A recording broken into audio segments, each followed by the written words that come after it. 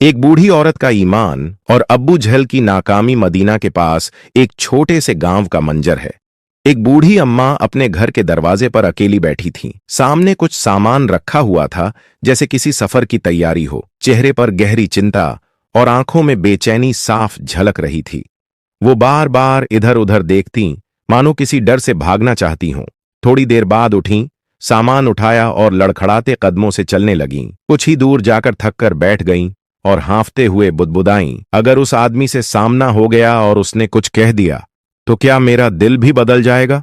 उनके दिल में सिर्फ एक नाम गूंज रहा था, मोहम्मद सल्लल्लाहु अलैहि वसल्लम, जिसका नाम सुनकर दिल कांप उठता, जिसकी बातें सीधे रूह में उतर जाती। अम्मा सोच रही थीं, अब इस शहर में रहना नामुमकिन है। जितनी जल्दी निकल जाऊं उतना बेहतर है।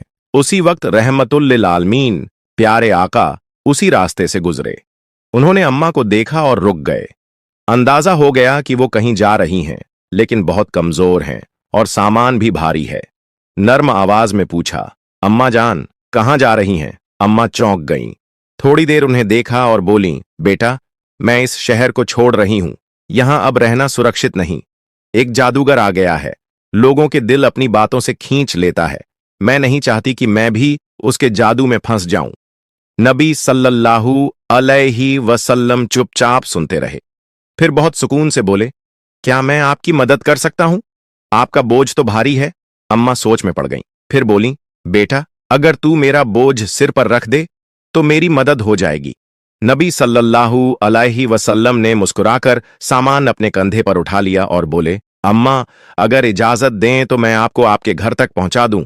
अम्मा हैरान रह गईं, सोचने लगीं, इतना शरीफ और रहम दिल इंसान आजकल कौन है जो किसी की इतनी फिक्र करे।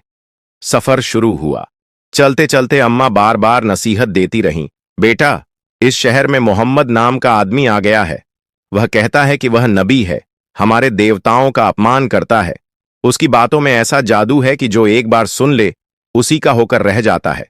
बहुत खतरनाक आदमी है, बेटा, उससे दूर रहना।